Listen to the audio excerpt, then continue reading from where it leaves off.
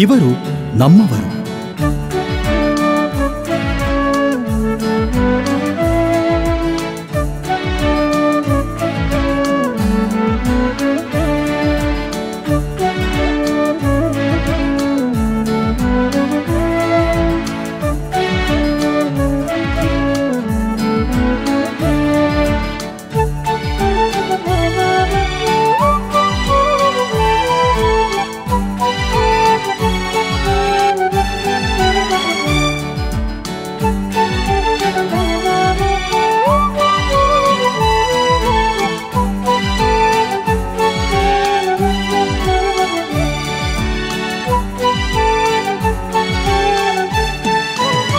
ಇವರು ನಮ್ಮವರು.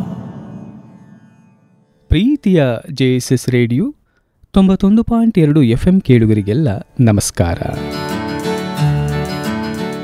ನಾನು ನಿಮ್ಮ ಬಾನುಲಿ ಗೆಳೆಯ ಶಿವಕುಮಾರ್. ಇವರು ನಮ್ಮವರು ವಿಶೇಷ ಕಾರ್ಯಕ್ರಮಕ್ಕೆ ಆತ್ಮೀಯವಾದ ಸ್ವಾಗತ.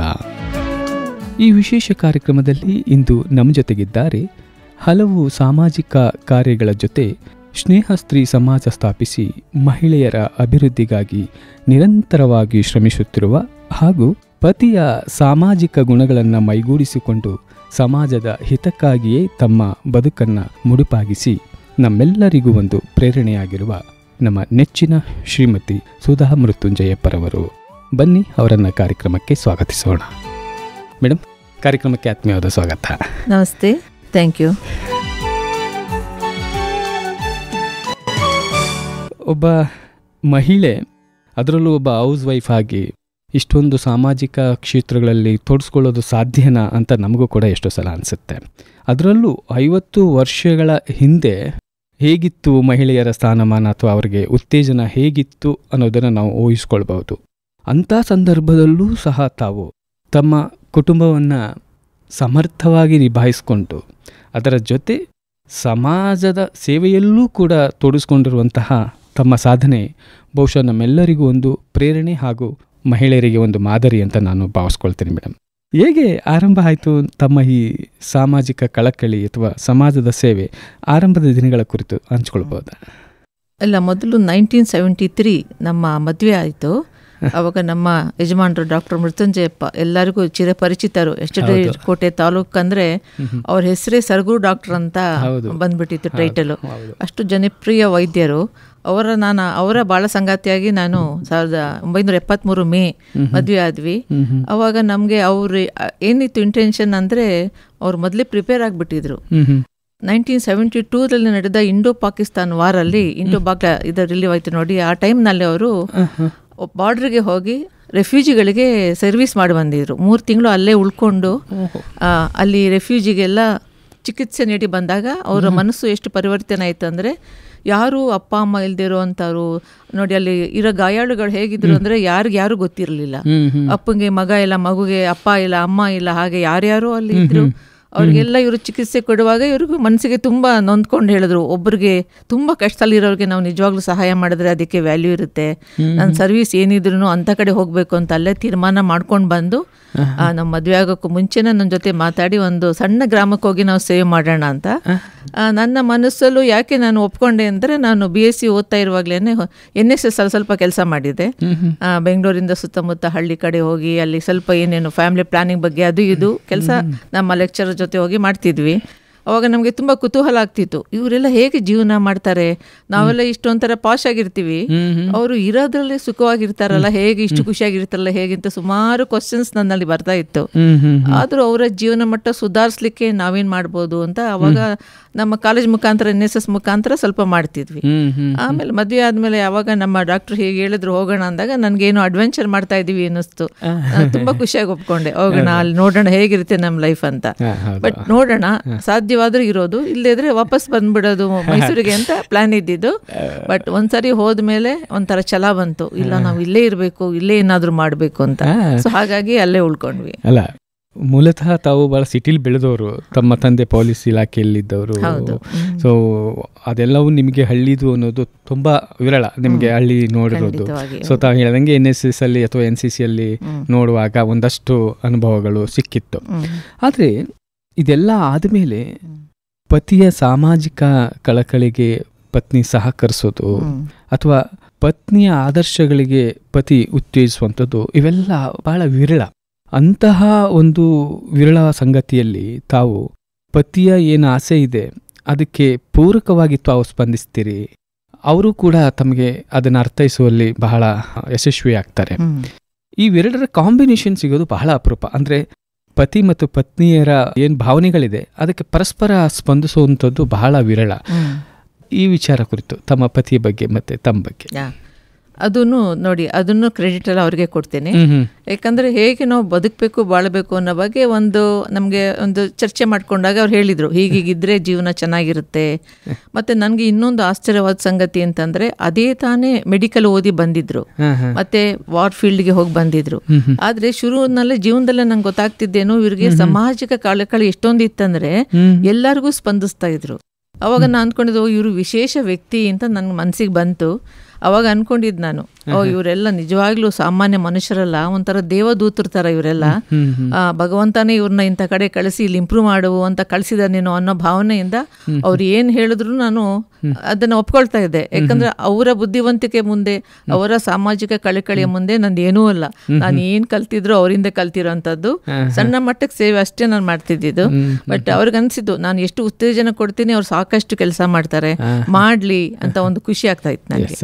ಅದೇ ಆರಂಭದ ದಿನಗಳಲ್ಲಿ ತಾವು ಪತಿಯಲ್ಲಿರುವಂಥ ಸಾಮಾಜಿಕ ಕಳಕಳಿಗೆ ಉತ್ತೇಜನ ನೀಡಿದ್ರಿ, ತಾವು ಕೂಡ ಅವ್ರಿಗೆ ಸಪೋರ್ಟ್ ಮಾಡಿದ್ರಿ. ಅದಾದ ನಂತರ ತಾವೇ ಹೇಳುವಾಗೆ ಅವರೇ ನನಗೆ ಆದರ್ಶ ಈ ಸಾಮಾಜಿಕ ಸೇವೆಯಲ್ಲಿ ಅಂತ ಹೇಳಿದ್ರಿ. ಅದಾದ ನಂತರ ತಾವು 30 ವರ್ಷಗಳ ಹಿಂದೆನೇ ಸ್ನೇಹ ಸ್ತ್ರೀ ಸಮಾಜ ಅಂತ ಆರಂಭಿಸ್ತೀರಿ. ಸೊ ಆ ಮೂಲಕ ಸಾಕಷ್ಟು ಮಹಿಳೆಯರಿಗೆ ಉತ್ತೇಜನ ನೀಡ್ತೀರಿ ಮತ್ತು ಅವರ ಸಬಲೀಕರಣಕ್ಕಾಗಿ ತಾವು ಕೆಲಸ ಮಾಡ್ತೀರಿ. ಹೀಗೆ ಈ ಸ್ನೇಹ ಸ್ತ್ರೀ ಸಮಾಜವನ್ನು ಆರಂಭಿಸುವ ಹಿನ್ನೆಲೆ ಮತ್ತು ಅದರ ಉದ್ದೇಶ ಹೇಗಿತ್ತು?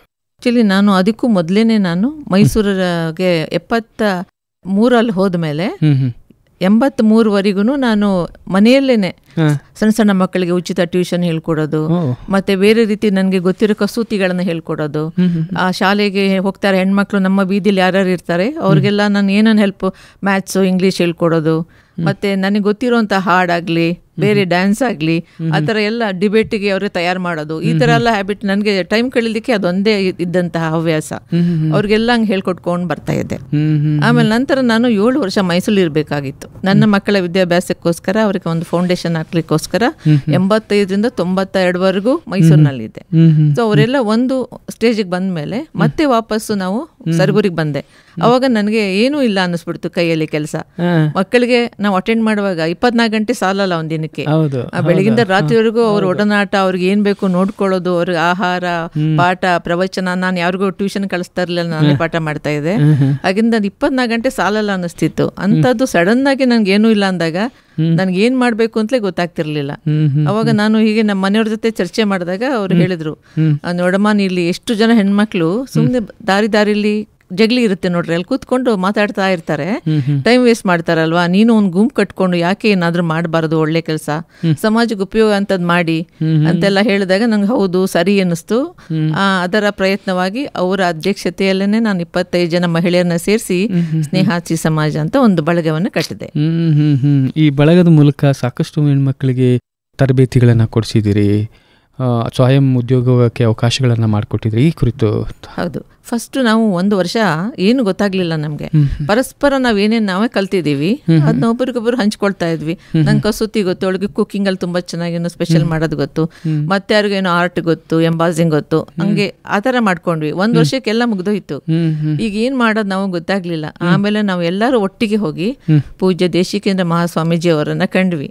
ನಾವ್ ಹಿಂಗೊಂದು ಬಳಗ ಕಟ್ಟಿದೀವಿ, ನಮ್ಗೆ ಏನೋ ಒಂದು ಮಾಡಬೇಕು, ಸಮಾಜಕ್ಕೆ ಉಪಯೋಗವಂತ ಕೆಲಸ ಅಂತ ಆಸಕ್ತಿ ಇದೆ, ನಮ್ಗೆ ಏನು ಐಡಿಯಾ ಬರ್ತಾ ಇಲ್ಲ ಸ್ವಾಮೀಜಿ ಅಂತ ಕೇಳಿದಾಗ ಅವರು ತಕ್ಷಣ ಅಲ್ಲಿಗೆ ಜನಶಿಕ್ಷಣ ಸಂಸ್ಥೆ, ಅವಾಗ ಅಲ್ಲಿಂದ ಕೋಆರ್ಡಿನೇಟರ್ಸು ಮತ್ತೆ ನಮ್ಮ ಮಹಿಳಾ ಪಾಲಿಟೆಕ್ನಿಕ್ ಅಲ್ಲಿಯ ಕೋಆರ್ಡಿನೇಟರ್ಸ್ ಸ್ಪಾಟಿಗೆ ಕರೆಸ್ಬಿಟ್ಟು ಅವರಿಗೆ ಗೈಡ್ ಮಾಡಿದ್ರು. ಹಿಂಗೆ ಸಮಾಜ ಸೇವೆ ಮಾಡೋಕ್ಕೆ ಹೆಣ್ಮಕ್ಳೆಲ್ಲ ರೆಡಿ ಇದ್ದಾರೆ, ಅವ್ರಿಗೆ ನೀವು ಏನು ಮಾಡ್ಬೋದು ಯೋಚನೆ ಮಾಡಿ, ಅವ್ರ ಜೊತೆ ಚರ್ಚೆ ಮಾಡಿ ನಿಮ್ಮಲ್ಲಿ ಏನೇನು ಫೆಸಿಲಿಟೀಸ್ ಇದೆ, ಈಗ ಉಚಿತವಾಗಿ ಕೊಡುವಂತಹ ಟ್ರೈನಿಂಗ್ಸ್ ಇರುತ್ತೆ, ಅದನ್ನೆಲ್ಲ ಅಲ್ಲಿ ಹೋಗಿ ಮಾಡೋಕ್ಕಾಗುತ್ತಾ, ಹೋಗಿ ಅವ್ರ ಜೊತೆ ಚರ್ಚೆ ಮಾಡಿ ಅವ್ರಿಗೆ ಏನು ಕೇಳ್ತಾರೆ ಮಾಡಿಕೊಡಿ ಅಂತ ಅದು ಒಂದು ಆರ್ಡ್ರೇ ಮಾಡಿಬಿಟ್ರು. ಅವಾಗಿಂದ ನಮಗೆ ಅವ್ರಿಗೆ ಕಾಂಟ್ಯಾಕ್ಟ್ ಬೆಳೀತು. ಅವರೆಲ್ಲ ಬಂದು ಸರಗೂರಿಗೆ ಎಲ್ಲ ಸ್ಥಳವೆಲ್ಲ ನೋಡಿಕೊಂಡು ಇಲ್ಲಿ ಮಾಡಬಹುದು ಅಂತ ಒಪ್ಕೊಂಡ್ರು. ಅವಾಗಿಂದ ನೋಡಿ, ಒಂದು ಬ್ಯೂಟಿಷಿಯನ್ ಕೋರ್ಸ್ ಆಗಲಿ, ಟೈಲರಿಂಗ್ ಆಗಲಿ, dress making, toys making, soft toys, jewellery making, food processing ಅಂತರ ಸುಮಾರು ಕೋರ್ಸ್ಗಳನ್ನ ಮಾಡ್ಕೊಂಡು ಒಂದು ವರ್ಷದಲ್ಲಿ 8 ಕೋರ್ಸ್ ಮಾಡ್ಕೊಂಡು ಬರ್ತಾ ಇದ್ವಿ. ಅವ್ರು 4 ಮಾಡಿದ್ರೆ ಇವ್ರು 4 ಮಾಡೋರು. ಸೊ ಅಲ್ಲಿ ಮಹಿಳೆಯರನ್ನೆಲ್ಲ ಜಾಗ ಬೇಕಲ್ಲ ನಮಗೆ. ಸೊ ಶಾಲೆಯಲ್ಲಿ ಒಂದು ರೂಮನ್ನ ಕೊಟ್ಟಿದ್ರು, ಅಲ್ಲಿ ಸ್ಕ್ರೀನ್ ಪ್ರಿಂಟಿಂಗ್ ಪ್ರತಿಯೊಂದನ್ನು ನಡೆಸ್ತಾ ಇದ್ವಿ. 3 ತಿಂಗಳ ಕೋರ್ಸು, 5 ತಿಂಗಳ ಕೋರ್ಸು ಆ ಥರ ಮಾಡ್ಕೊಂಡು ಬಂದ್ವಿ. ಹಾಗೆ ಕ್ರಮೇಣ ಬೆಳೀತಾ ಒಂದು ಊರಿನಲ್ಲಿ ಎಷ್ಟು ಮಾಡೋಕ್ಕಾಗುತ್ತೆ, ಸುಮಾರು ಜನ ಕಲ್ತ್ಕೊಂಡ್ಬಿಟ್ರೆ ಅಲ್ಲೇ ಕಾಂಪಿಟೇಷನ್ ಆಗುತ್ತೆ ನೋಡಿ. ಬ್ಯೂಟಿಷಿಯನ್ 20 ಜನ ಆದ್ರೆ ಅವ್ರಿಗೆ ವ್ಯಾಪಾರ ಹೆಂಗಾಗುತ್ತೆ.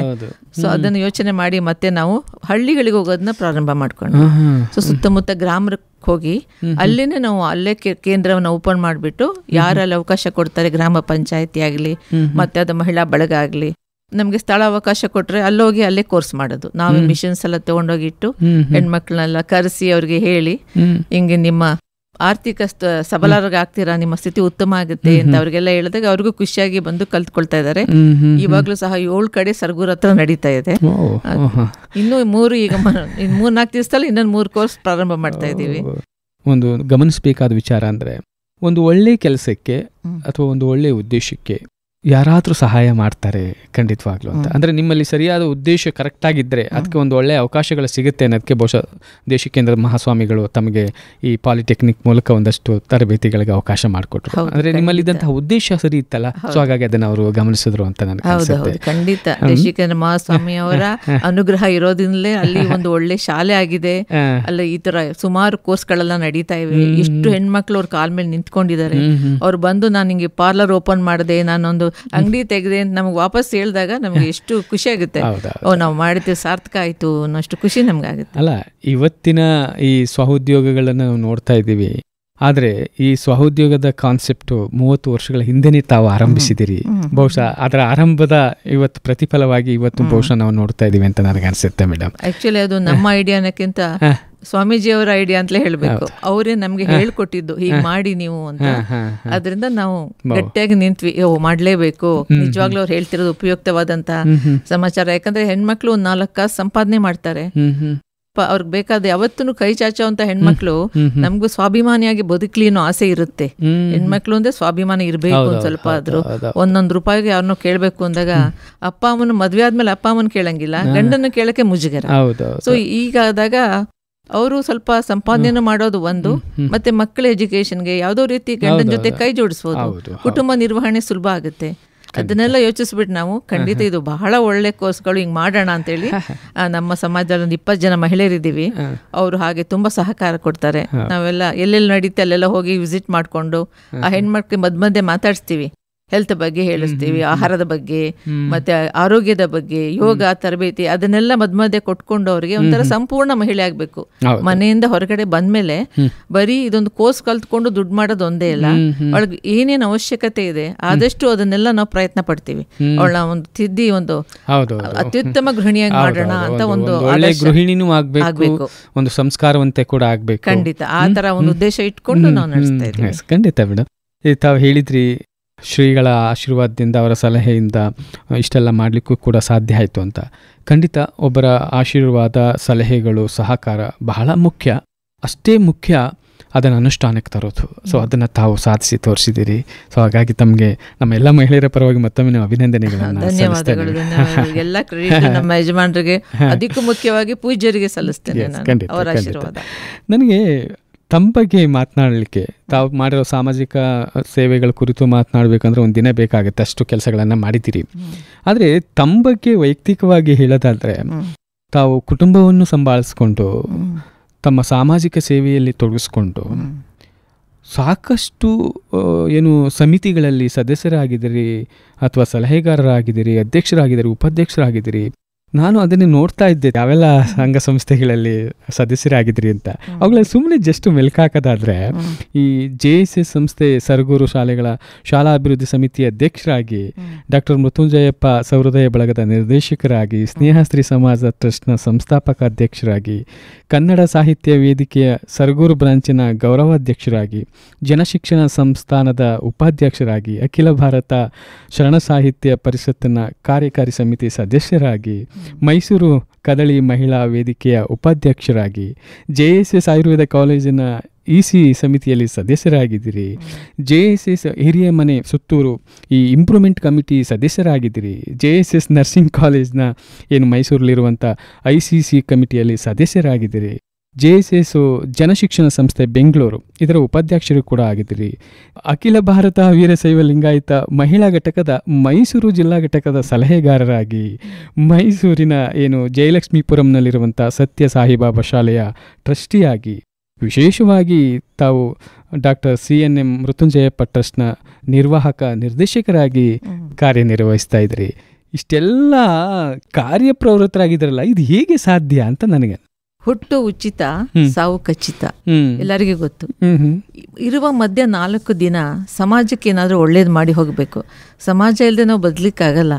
ಅವರಿಂದ ನಾನಾ ಥರ ಸಹಾಯ ಪಡ್ಕೊಂಡೇ ನಾವು ಜೀವನ ನಿರ್ವಹಣೆ ಮಾಡ್ತಾ ಇರ್ತೀವಿ.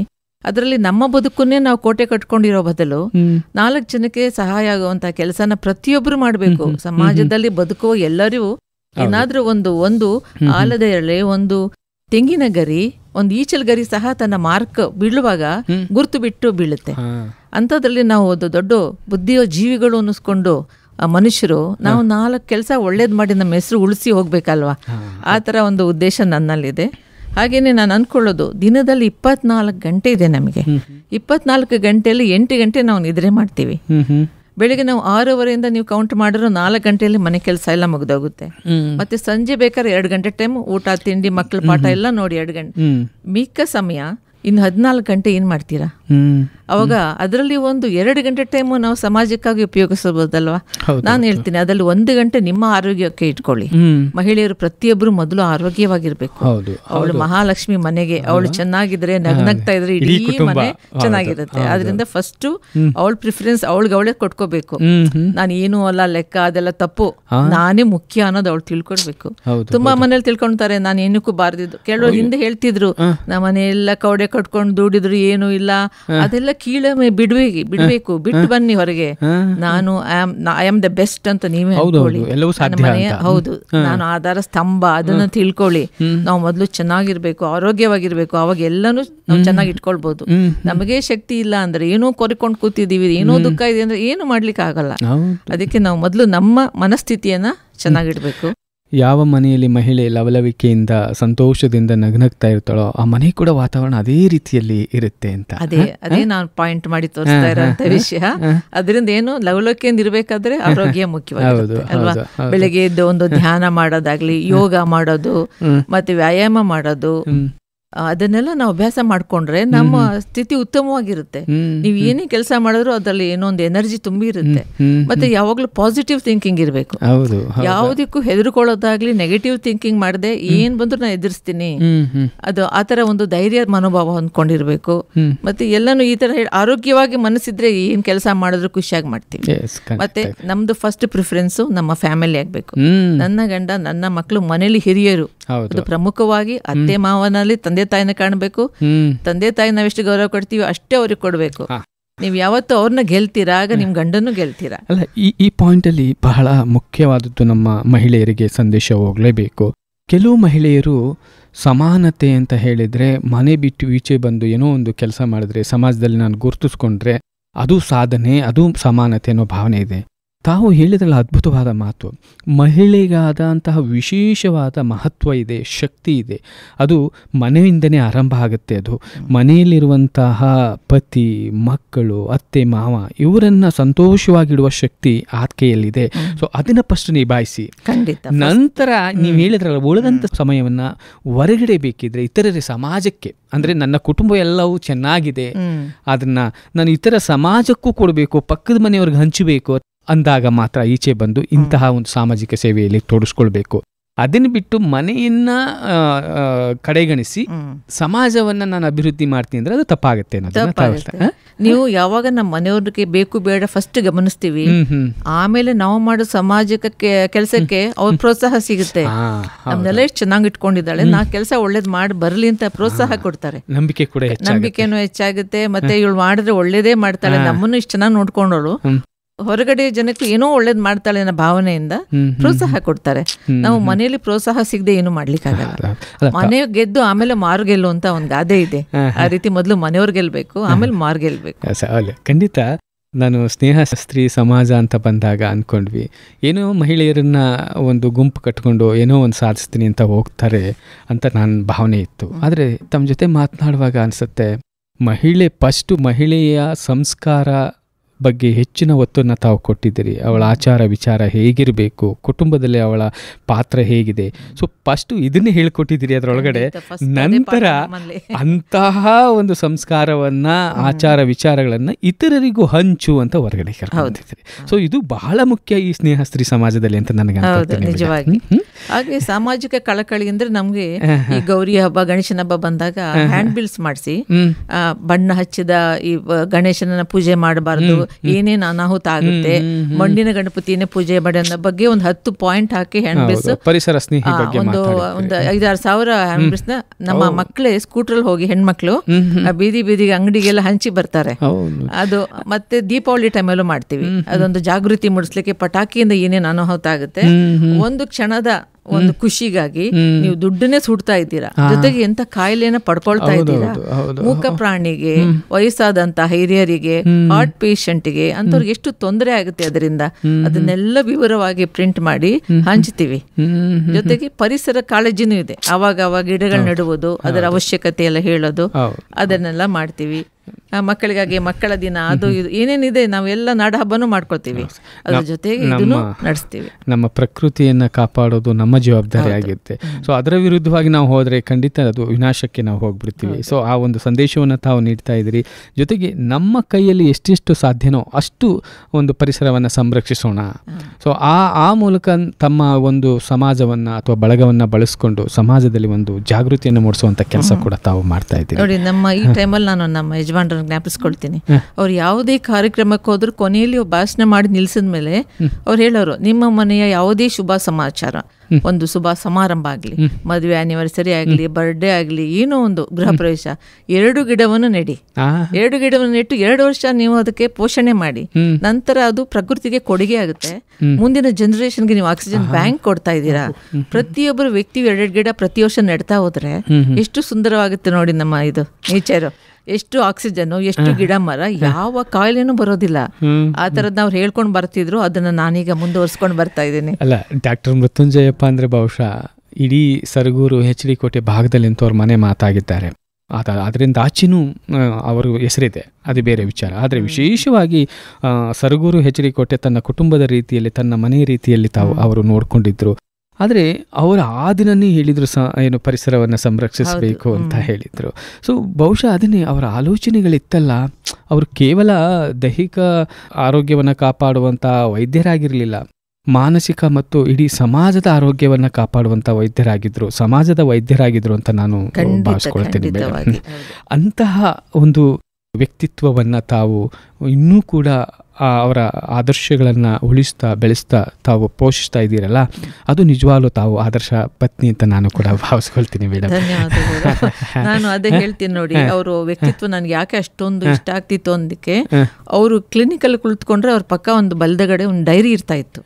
ಆ ಡೈರಿಯಲ್ಲಿ ಯಾರು ಈಗ ಊರಿಂದ ಹಳ್ಳಿ ಕಡೆಯಿಂದ ತುಂಬಾ ಜನ ಬರೋದಲ್ಲಿ, ಹಳ್ಳಿ ನಾವು ವಾಸ ಮಾಡಿದೆ ಗ್ರಾಮ ಅಲ್ಲ, ಸುತ್ತಮುತ್ತ ಹಳ್ಳಿಯ ಜನಗಳೆಲ್ಲ ಒಂದು ದಿನಕ್ಕೆ 250-300 ಜನ ಪೇಷಂಟ್ಸ್ ನ ಒಬ್ಬರೇ ಏಕ ವ್ಯಕ್ತಿ ನೋಡ್ತಾ ಇದ್ರು. ಅಷ್ಟು ಉತ್ಸಾಹ ಅವರಿಗೆ. ಅವಾಗ ಬಲ್ಗಡಿ ಡೈರಿಯಲ್ಲಿ ನಿಮ್ಮೂರಲ್ಲಿ ಏನ್ ತೊಂದರೆ ಅಂತ ಕೇಳ್ಕೊಂಡು ಅಲ್ಲಿ ಬರ್ಕೊಳ್ತಾ ಇದ್ರು. ನಿಮ್ಮ ಊರಿನಲ್ಲಿ ಚರಂಡಿ ಇಲ್ಲ, ಎಲೆಕ್ಟ್ರಿಸಿಟಿ ಇಲ್ಲ, ಅದೇ ಮಕ್ಕಳಿಗೆ ಬೆಂಚಸ್ ಇಲ್ಲ, ಸ್ಕೂಲ್ ರೂಮ್ ಇಲ್ಲ, ಅಂತದ್ದೆಲ್ಲ ನೋಟ್ ಮಾಡ್ಕೊಂಡು ಅದನ್ನ ಯಾರು ಕನ್ಸಲ್ಟ್ ಮಾಡಬೇಕು, ಯಾರಿಗೆ ಹೇಳಿದ್ರೆ ಊರಿಗೆ ಅಭಿವೃದ್ಧಿ ಆಗುತ್ತೆ, ಅದನ್ನೆಲ್ಲ ಚರ್ಚೆ ಮಾಡಿಕೊಂಡು ತಕ್ಷಣ ಫೋನ್ ಮಾಡಿ DC ಮೀಟ್ ಮಾಡ್ಬೇಕಾ, AC ಮೀಟ್ ಮಾಡ್ಬೇಕಾ, ವಾರಕ್ಕೊಂದಿನ ಹೋಗಿ ಅವ್ರನ್ನೆಲ್ಲ ಚರ್ಚೆ ಮಾಡಿ ಮಾಡಿಸೋದು. ಆಮೇಲೆ ಇಲ್ಲಿ ಮೈರಾಡ ಪ್ರಾಜೆಕ್ಟ್ ಅಂತ ಒಂದು ಬೇರೆ ಬಂದಿತ್ತು ಡೆವಲಪ್ಮೆಂಟ್, ಅವ್ರ ಜೊತೆ ಸೇರ್ಕೊಂಡು ಬಹಳಷ್ಟು ಕೆಲಸ ಮಾಡಿದ್ದಾರೆ. ಬಹಳಷ್ಟು ಹೇಳಕ್ಕಾಗಲ್ಲ, ಒಂದು MLA ಮಾಡೋಷ್ಟು ಕೆಲಸ ಮಾಡಿದ್ದಾರೆ.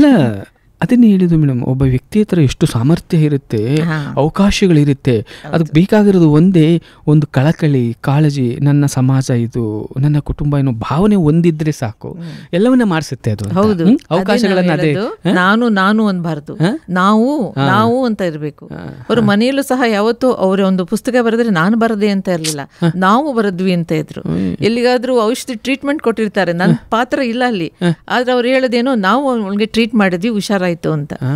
ನಾವು ಅನ್ನೋ ಭಾವನೆ ಮನೆ ಒಂದೇ ಇಲ್ಲ, ಹೊರಗಡೆನೂ ಬರಬೇಕು, ಸಮಾಜದಲ್ಲೂ ನಾವು ಅಂತ ಹೇಳ್ಬೇಕು.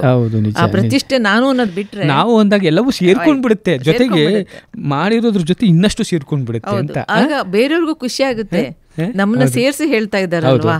ನಾನು ಅಂದಾಗ ಪಕ್ಕದಲ್ಲಿರೋದು ಬೇರೆ ದೂರ ಹೋಗ್ಬಿಡುತ್ತೆ, ನಾವು ಅಂದಾಗ ದೂರ ಇರೋದು ಬಂದ್ ಮತ್ತೆ ಹತ್ರ ಸೇರ್ಕೊಳ್ಳೋದು. ನೋಡಿ, ಆ ಪಾಠವನ್ನು ಕಲಿಸಿದ್ದಾರೆ ನಮಗೆ. ಕೇವಲ ದೇಹ ನೋಡುವಂಥ ವೈದ್ಯರಲ್ಲ ಅವರು, ಇಡೀ ಸಮಾಜವನ್ನು ತಿದ್ದುವಂತಹ ಅಥವಾ ಸ್ವಾಸ್ಥ್ಯವನ್ನು ಕಾಪಾಡುವಂತಹ ವೈದ್ಯರಾಗಿದ್ರು ಅವರು ಅಂತ. ಅಂತಹ ವ್ಯಕ್ತಿ ಜೊತೆ ನಾನು ಬದುಕಿದ್ದೆ 40 ವರ್ಷ ಅಂತ ಅಂದ್ರೆ ನಾನು ತಿದ್ದುಪಡಿ ಆಗ್ಲೇಬೇಕು, ಒಂದು ಮಾದರಿಯಾಗಿ ಬದುಕಲೇಬೇಕು ಅಲ್ವಾ. ಅವರ ಪತ್ನಿ ತಿಳ್ಕೊಳ್ಳಕ್ಕೆ ಹೆಮ್ಮೆ, ಖಂಡಿತ ಭಾಗ್ಯ ಅಂತಲೇ ಅನ್ಕೋತೀನಿ. ಅವರ ಒಂದು ಸೇವೆ ಮಾಡೋ ಭಾಗ್ಯ ಭಗವಂತ ನನಗೆ ಕಲ್ಪಿಸಿದ್ದ ಅಂತಾನೆ ನಾನು ಇವತ್ತಿಗೂ ಹೇಳೋದು. ಇಲ್ಲ, ಬಹುಶಃ ಆ ಕಾರಣಕ್ಕೆ ತಾವು ಅವರನ್ನ ಪದೇ ಪದೇ ನೆನೆಸ್ಕೊಳ್ಳೋಕ್ಕೋಸ್ಕರ ತಾವು ಪ್ರತಿ ವರ್ಷ ಡಾಕ್ಟರ್ ಮೃತ್ಯುಂಜಯಪ್ಪ ಅವರ ಹೆಸರಿನಲ್ಲಿ ಒಂದು ಪ್ರಶಸ್ತಿಯನ್ನು ನೀಡ್ತಾ ಬರ್ತಾ ಇದ್ದೀರಿ. ಹೀಗೆ ಯಾವ ರೀತಿ ಇವರ ಹೆಸರಿನಲ್ಲಿ ಪ್ರಶಸ್ತಿಯನ್ನು ತಾವು ನೀಡ್ತಾ ಇದ್ದೀರಿ? ಅದು ನಮ್ಗೆ ಅನ್ಸಿದ್ದು, ಅವರಿಗೆ ಇಷ್ಟೆಲ್ಲ ಕೆಲಸ ಕಾರ್ಯಗಳೆಲ್ಲ ಮಾಡಿದ್ರು ಅದು ರಿಸರ್ವ್ ಕಾನ್ಸ್ಟಿಟ್ಯೂನ್ಸಿಯಿಂದ ಯಾವ ರೀತಿನೂ ಬೇರೆ ರೀತಿ ರಾಜಕೀಯವಾಗ್ಲೂ ಮೇಲ್ ಬಂದು ಏನೋ ಇಂಪ್ರೂವ್ಮೆಂಟ್ ಮಾಡಬೇಕು ಆಗ್ತಾ ಇರಲಿಲ್ಲ, ಅವಕಾಶ ಇಲ್ಲ. ಸೊ ಆದರೆ ಇವ್ರು ಇಷ್ಟೊಂದು ಮಾಡಿದ್ರು ಯಾರು ಜಾಸ್ತಿ ಗುರುತಿಸಿಲ್ಲ ಅವ್ರನ್ನ. ಅದರಿಂದ ಒಂದು ಮೆಡಿಕಲ್ ಇದ್ರನವ್ರು ಮಾತ್ರ ವೈದ್ಯ ರತ್ನ ಅಂತ ಹೇಳಿ MMC ಇದ್ರನವ್ರು ಏನೋ ಕೊಟ್ಟರು ಒಂದು ಪ್ರಶಸ್ತಿನ. ಅವಾಗ ಇವ್ರಿಗೆ ತುಂಬಾ ಖುಷಿ ಆಯ್ತು, ಯಾರೋ ಒಬ್ರು ನಮ್ಗೆ ಗುರುತಿಸಿರಲ್ಲ ಅದೇ ಅನ್ಕೊಂಡೆ. ನೋಡು, ಇಷ್ಟು ದೊಡ್ಡ ವ್ಯಕ್ತಿ ಆಗಿದ್ರು ಒಂದು ಪ್ರಶಸ್ತಿ ಅಂದ್ರೆ ಏನೋ ಒಂದು ಬೆನ್ ತಟ್ಟಂಗೆ ಪ್ರೋತ್ಸಾಹ ಕೊಟ್ಟಾಗ ಖುಷಿ ಆಗುತ್ತಲ್ವಾ. ಅದು ಮುಂದೆ ಬಂದಾಗ ನಾನು ಅನ್ಕೊಂಡೆ, ಇವ್ರ ತರ ಯಾರು ಸೇವೆ ಮಾಡ್ತಾ ಇದ್ದಾರೆ, ಅವರು ನಮ್ಮ ಟ್ರಸ್ಟ್ ವತಿಯಿಂದ ನಾವು ಪ್ರೋತ್ಸಾಹ ಕೊಟ್ಟು ಅವ್ರಿಗೆ ನಾವೇನು ತುಂಬಾ ಕೊಡಲ್ಲ, 25,000 ರೂಪಾಯಿ ನಾವು ಒಂದು ಗೌರವ ಧನ ಅಂತ ಕೊಟ್ಟು ಒಂದು ದೊಡ್ಡ ವೇದಿಕೆಯಲ್ಲಿ ನಮ್ಮ ಪರಮ ಪೂಜ್ಯ ದೇಶಿಕೇಂದ್ರ ಮಹಾಸ್ವಾಮೀಜಿ ಅವರ ಸಮ್ಮುಖದಲ್ಲಿ ಅವ್ರಿಗೆ ಗೌರವಿಸ್ತೀವಿ. ಗುರುಗಳ ಆಶೀರ್ವಾದ ಸಿಕ್ತು ಅಂದಾಗ ಪ್ರತಿ ಯಾವುದೇ ಡಾಕ್ಟರ್ ಎಷ್ಟು ಖುಷಿ ಪಡ್ತಾರೆ ಅಂದ್ರೆ, ಅವ್ರಂದ್ರು ನನಗೆ ಪದ್ಮಶ್ರೀನೂ ಹೋಯ್ತು ನಂಗೆ ಇದ್ರ ಮುಂದೆ ಅಂತ. ನಮ್ಮ ರಮಣರಾವ್ ಮಾಡಿದಾಗ ಹೇಳಿದ್ರು, ಪದ್ಮಶ್ರೀ ಏನೂ ಇಲ್ಲ ಸ್ವಾಮೀಜಿ ಅವರ ಆಶೀರ್ವಾದದ ಮುಂದೆ ಅಂತ. ಸೊ ಆತಹ ಒಂದು ಮೆಮೊರಬಲ್ ಅನ್ಸುತ್ತೆ. ತಾವು ಹೇಳಿದ್ರಿ ಸಣ್ಣ ಅಮೌಂಟ್ ಅಂತ, ಅದು ಸಣ್ಣ ಅಮೌಂಟು ಅಲ್ಲ, ತಾವು ಗುರುತಿಸ್ತಿರಲ್ಲ, ಅವರ ಪ್ರಶಂಸೆ ಮಾಡ್ತಿರಲ್ಲ, ಅವ್ರ ಸೇವೆಯನ್ನು ನಾವು ನೆನೆಸ್ಕೊಳ್ತೀವಲ್ಲ. ಸೊ ಇದೇ ದೊಡ್ಡ ಉತ್ತೇಜನ ಎಲ್ಲ ಸಿಗುತ್ತೆ. ಅದು ಸ್ಮಾಲ್ ಅಲ್ವೇ ಅಲ್ಲ. ಹಾಗೆ ಬಹಳ ಜನ 6 ಜನ ನರ್ಸ್ಗಳನ್ನ JSS ಆಸ್ಪತ್ರೆ ಅವರಲ್ಲೇ ಕೆಲಸ ಮಾಡಿದ್ರು, 5 ವರ್ಷ ಕೊನೆಯಲ್ಲಿ ಸೇವೆ ಮಾಡಿದ್ರು. ಅವರ ನೆನಪಿಗೆ ನಾನು ಇರುವಾಗ ನೋಡ್ತಾ ಇದ್ದೆ, ಬಾಂಧವ್ಯ ನರ್ಸ್ಗೆ ಡಾಕ್ಟರ್ಗೆ ಹೇಗಿರ್ಬೇಕು ಅನ್ನೋಕೆ ಮಾದರಿಯಾಗಿದ್ರು. ಮಾದರಿಯಾಗಿ ಅವ್ರು ಯಾವುದೇ ಒಂದು ಕಷ್ಟವನ್ನು ಹೇಳಿದ್ರೆ ತಕ್ಷಣ ಪರಿಹಾರ ಮಾಡೋದು, ಯಾವುದೇ ವ್ಯವಸ್ಥೆ ಬೇಕು ಅಂದ್ರೆ ತಕ್ಷಣ ಮಾಡ್ಕೊಡೋದು. ಅವ್ರಿಗೆ ಎಷ್ಟು ಇವ್ರ ಮೇಲೆ ನಂಬಿಕೆ ಇತ್ತು, ಡಾಕ್ಟರ್ ಹತ್ರ ಹೋದ್ರೆ ಎಲ್ಲ ಸಾಲ್ವ್ ಮಾಡ್ಬಿಡ್ತಾರೆ ಅಂತ. ಆತರ ಬಾಂಧವ್ಯ ಇರಬೇಕು, ಅವಾಗ್ಲೇ ಆಸ್ಪತ್ರೆ ಚೆನ್ನಾಗಿ ನಡೆಯೋದು. ಅದು ಟೀಮ್ ಟೀಮ್ ವರ್ಕ್ ಅಲ್ವಾ. ಆ ಟೀಮ್ ಚೆನ್ನಾಗಿದ್ರೆ ಮಾಡೋ ಕೆಲಸ ಕೂಡ ತುಂಬಾ ಚೆನ್ನಾಗಿ. ಡಾಕ್ಟರ್ಗಿಂತ ನರ್ಸ್ಗಳ ತ್ಯಾಗನೇ ಜಾಸ್ತಿ ಅನ್ಸ್ತಿತ್ತು ನನಗೆ. ನಾವು ಗಮನಿಸಿದಾಗ ಒಂದ್ ಡಾಕ್ಟರ್ ಒಂದು ಆಪರೇಷನ್ ಮಾಡಿ ಬಿಟ್ಟು ಹೋಗ್ಬಿಡ್ತಾರೆ, ಅವ್ರಿಗೆ ಹೆಸರು ಬರುತ್ತೆ, ಬಟ್ ಅಲ್ಲಿ ಮುಂದಿನ ಕಾರ್ಯ ಯಾರು ನೋಡ್ಕೊಳ್ತಾರೆ ಹೇಳಿ? ಅದೆಲ್ಲ ಸಿಸ್ಟರ್ಸ್. ಅವ್ರ ಆರೈಕೆ ಪೂರ್ತಿ ಅವರಿಗೆ ಒಳ್ಳೆ ಮಾತು ಹೇಳಿ, ಅವ್ರಿಗೆ ಉತ್ತೇಜನ ಕೊಟ್ಟು, ಅವ್ರ ಕಷ್ಟಕ್ಕೆ ಸ್ಪಂದಿಸಿ ಎಲ್ಲಾ ನೋಡ್ಕೊಳ್ಳೋದು ಸಿಸ್ಟರ್ಸ್. ನಾನು ಅನ್ಕೊಂಡೆ ಇವ್ರಿಗೂ ಸಮಾನ ಗೌರವ ಕೊಡ್ಬೇಕು ಅಂತ ಹೇಳಿ. ಅಂದ್ರೆ ನಮ್ಮ ಅಲ್ಲಿ JSS ಆಸ್ಪತ್ರೆಯಲ್ಲಿ ರೆಕಗ್ನೈಸ್ ಮಾಡ್ತಾರೆ, ಪ್ರತಿ ವರ್ಷ 6 ಜನನ ರೆಕಗ್ನೈಸ್ ಮಾಡ್ತಾರೆ ನೈಟಿಂಗೇಲ್ ಪ್ರಶಸ್ತಿ ಅಂತ. ಅದೇ ಸಂದರ್ಭದಲ್ಲಿ ನಾನು ಇವ್ರ ಹೆಸರಲ್ಲಿ ಅವ್ರಿಗೆಲ್ಲ ಪ್ರಶಸ್ತಿ ಕೊಟ್ಟು ಗೌರವಿಸ್ತೀನಿ. ಅದ್ಭುತ ಮೇಡಮ್. ಅಲ್ಲ, ಅದನ್ನೇ ಹೇಳಿದ್ರು, ಸಮಾಜ ಸೇವೆ ಅಂದ ತಕ್ಷಣ ಏನೋ ಒಂದು ಸಣ್ಣ ಕೆಲಸ ಮಾಡಿ ಒಂದು ಫೋಟೋ ತೊಗೊಂಡು ನಾವು ಅಪ್ಲೋಡ್ ಮಾಡಿಬಿಟ್ರೆ ಅದು ಸಮಾಜ ಸೇವೆ ಅಲ್ಲ. ಅದು ನಿರಂತರವಾಗಿ ನಡಿಬೇಕು, ಜೊತೆಗೆ ನಿಜವಾಗ್ಲೂ ಅರ್ಥಪೂರ್ಣವಾಗಿ ನಡಿಬೇಕು. ತಾವು ಹೇಳಿದ್ರಿ, ಸೊ ಯಾರನ್ನು ಗುರುತಿಸ್ಲಿಕ್ಕೆ ಸಾಧ್ಯ ಆಗ್ತಾ ಇಲ್ವೋ ಅವ್ರನ್ನ ಗುರುತಿಸ್ಬೇಕು, ಅವ್ರನ್ನ ಉತ್ತೇಜಿಸಬೇಕು, ಯಾಕಂದರೆ ಅವ್ರ ಕೆಲಸ ಬಹಳ ಇದೆ, ಅದನ್ನು ನಾವು ಗಮನಿಸಬೇಕು ಅನ್ನೋದು ಬಹಳ ಪ್ರಮುಖವಾದ ಉದ್ದೇಶ ನಿಮ್ಮದು. ಖಂಡಿತ ಮೇಡಮ್.